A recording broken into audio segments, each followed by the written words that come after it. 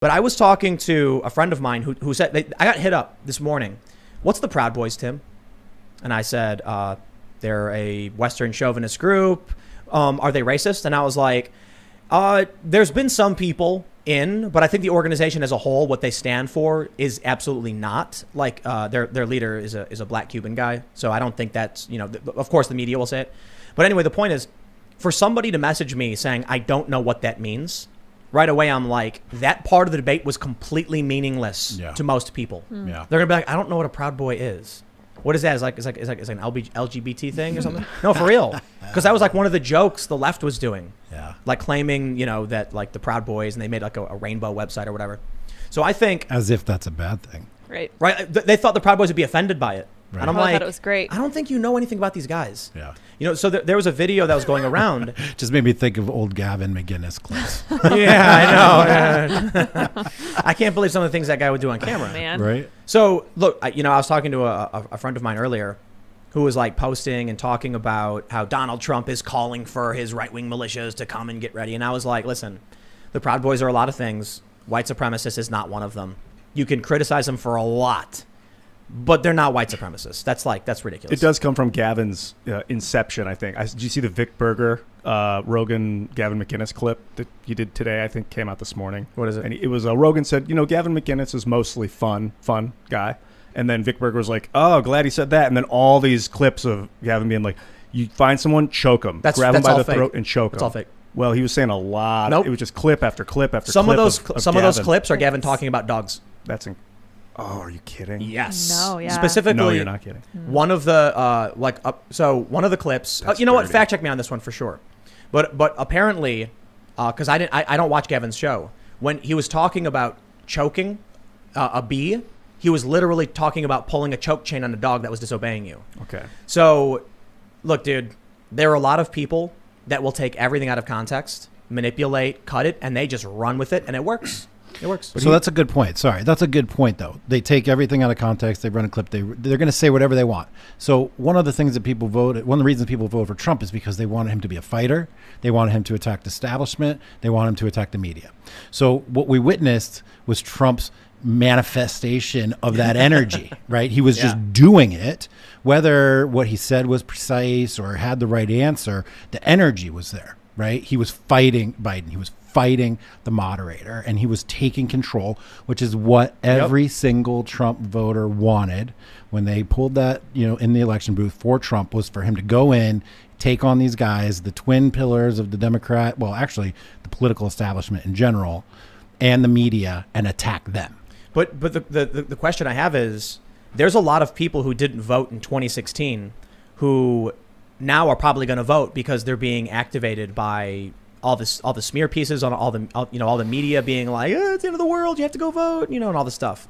Are they being activated by that? Or are they being activated by waking up one day and finding out that their third graders are being taught to hate their whiteness and being forced into struggle sessions? I don't think they know that. I think, dude.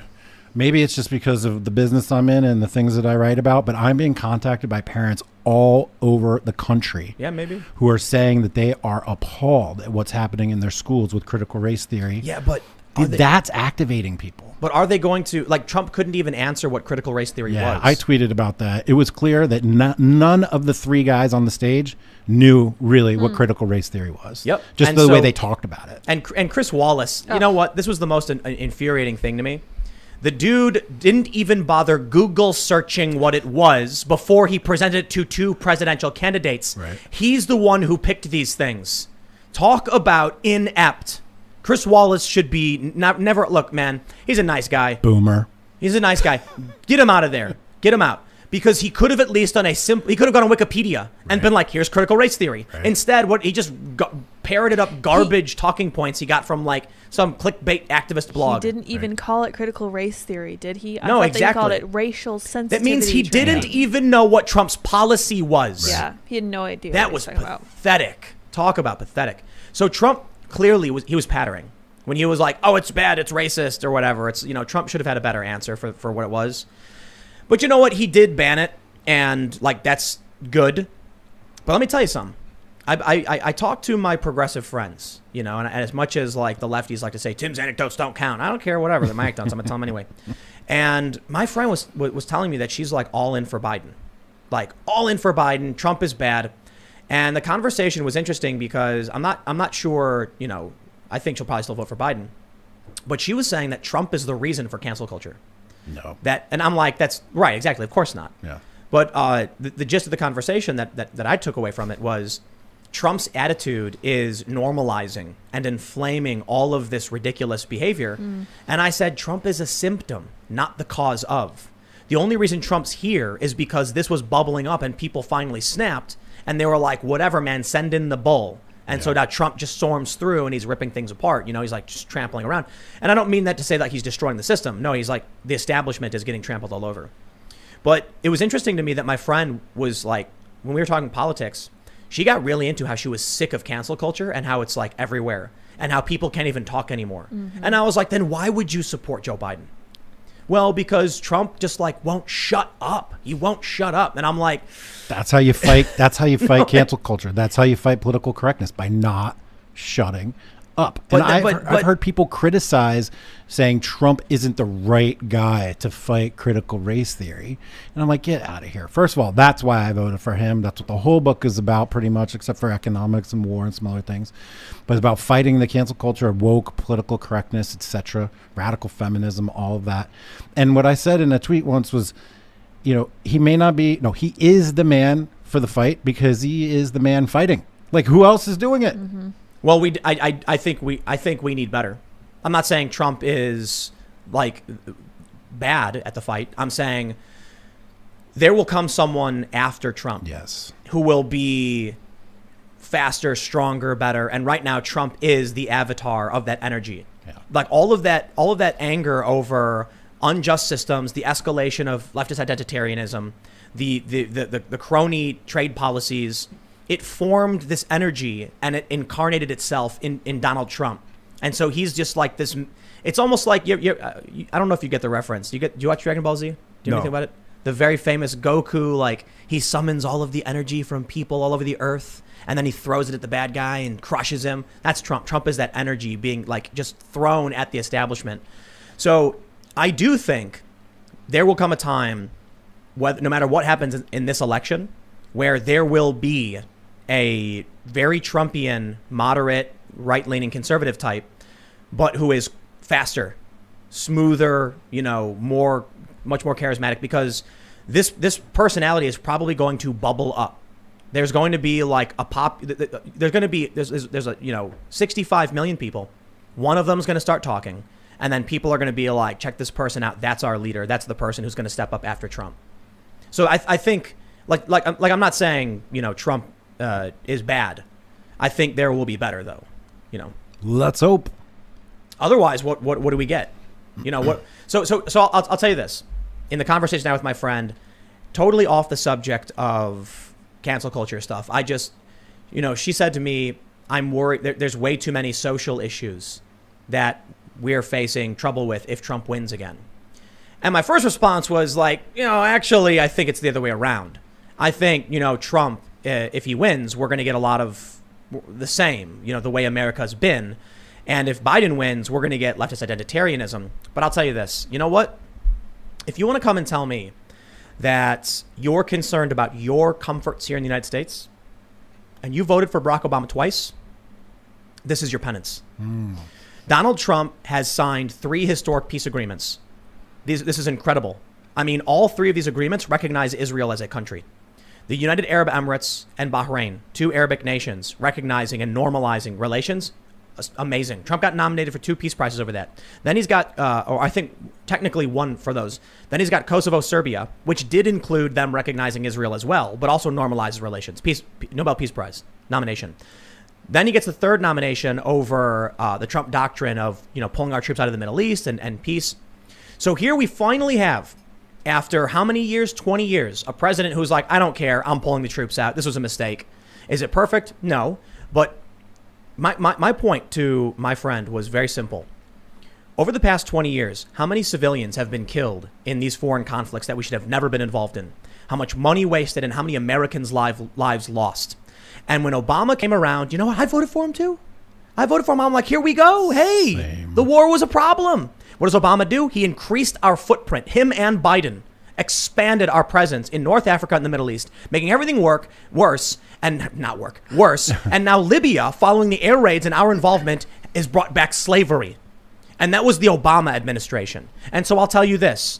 You do not get to come to me and say, but what about my comforts? When you voted for a guy twice, I would accept you voted for him the first time, but you voted for him again in 2012. And that means that he started more wars, he got us deeper involved, and now people are dying. The first thing that needs to happen is the people need to stop dying. That's my opinion on this. Then after we stop the war, we can have a conversation about fixing things back here at home and, reallocating those funds towards infrastructure, maybe fixing Flint and all that stuff.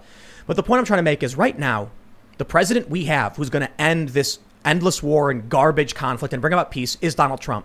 And if that means he's the person I have to vote for to get that point, and it means you might have social issue troubles, well, maybe you shouldn't have voted for Barack Obama. Because you can't just kick the can down the road, take all of the good, sweet things he whispered into your ears while he bombed kids and civilians in foreign countries. And then finally, when I say I'm putting an end to what you voted for, you go, but what about me? Well, what about the kids that Obama blew up? Okay, I'm sorry that you're concerned about your taxes, or your social programs. Like, I really am. I want to make sure that people have health care and all of these things too. But if you're going to come to me and be like, here's a kid who's scarred permanently because of like white phosphorus and drone strikes and Hellfire missiles, and here's you, complaining that your health care is higher in cost this month around. Yeah, but that's from Obamacare, first of all. And second of all, how many of these perceived social ills are real, right? And how many of them are actually being suffered by people who did vote for Trump in the first place? Now, funny thing, when do they award the Nobel Peace Prizes? December. I'm pretty sure, isn't it December? Man, if only it were before the election. I don't think they're not going to give it to him, dude. Why not? It's why not?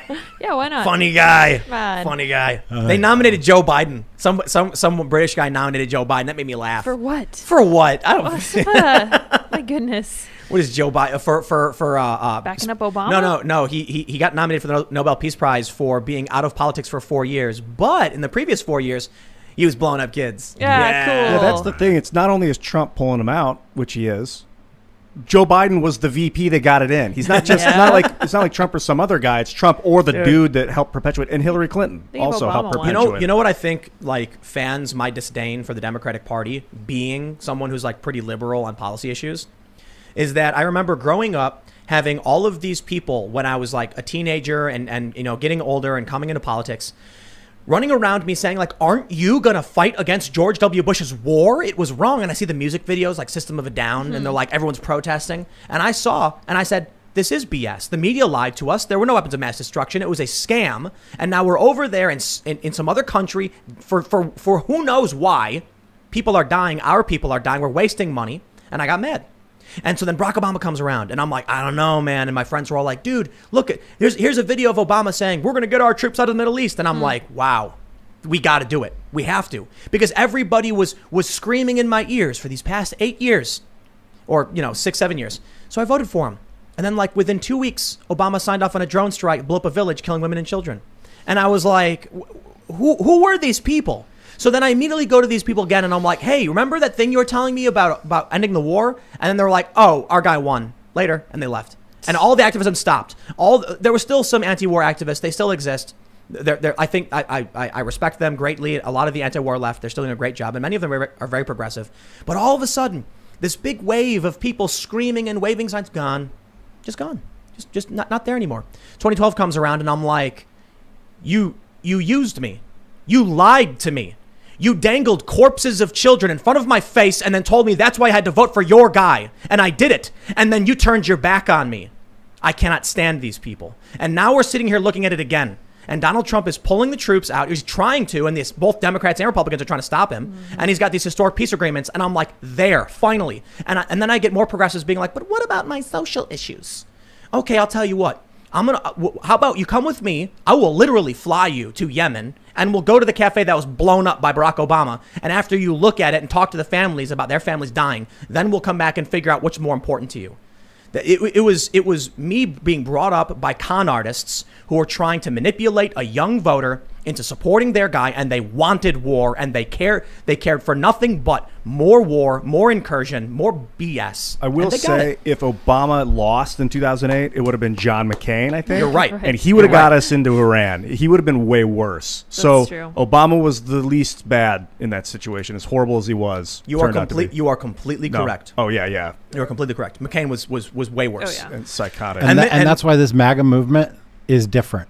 Exactly. It's different than the Democrats. It's different than the GOP, because that was one of the main things that people were talking about. And if you remember at the time of the election last time, it was Syria, right? Syria was the big thing. And the dividing line, and this is a whole chapter in my book, Democrat to Deplorable, on Amazon, go get it, was when Hillary Clinton was like, there's going to be a no-fly zone. We're going to bomb these people, blah, blah, blah. And Trump was like, no. No That's more going to be war. World War III. It's going to be war with Russia. No more war. And then that's where the Russia things come I do want to clarify too, though, Ian, because you're correct. Mitt Romney and McCain were bad. McCain would have been the worst. My issue is with the activists who told me I was standing side by side with them to end the war, and as soon as they won, they laughed and walked away. You know, I had a dream earlier today that I was talking to Jimmy Kimmel, and he was doing a show. What a nightmare. And he was telling everyone, Trump is bad. He has to change this. He has to change this. And I said, no, I have to change it. We have to change it. It's up to me. And then it was like a pause, and he said, I have to change it. And then everyone in the room started saying, I have to change it. And then Jimmy's show that he was doing stopped. It stopped because the whole yelling at Trump thing wasn't selling anymore. He no longer had a show. So he just sat down. He was like, I've got to be the one. And I said, I'm sorry that taking responsibility doesn't sell your product. And he said, it's okay. That moment of taking responsibility will go viral and then publicize the rest of my work going forward. Interesting. A dream about Jimmy Kimmel. Yeah. That would never happen because Kimmel would just start laughing and he'd be like, but Trump is bad. I watched his appeal last night. It was disgusting. The garbage word vomit coming out of the mouths of all of the late night comedians, where they might as well just be all saying rabble, rabble, rabble. It's the same recycled garbage. They're not talking anything of substance. They're not saying anything that matters. It is just like, hey, I'm just like you. I don't like Trump. Hey, we don't like Trump either. Woo, we got no reason to not like Trump. And then they say things like, did you see Donald Trump wouldn't disavow white supremacy? Any honest person who watched that did not walk away with that. It's what they're hoping for is low information voters and low information culture war belligerents to be like, well, there's something to be mad about, I guess. Thanks for checking out this clip from the Timcast IRL podcast. We do the show live Monday through Friday at 8 p.m. So come back to check us out when we go live. Don't forget to subscribe, hit the like button, hit the notification bell. And we are also available on all podcast platforms for free if you want to listen to us there. Thanks for hanging out, and we will see you all next time.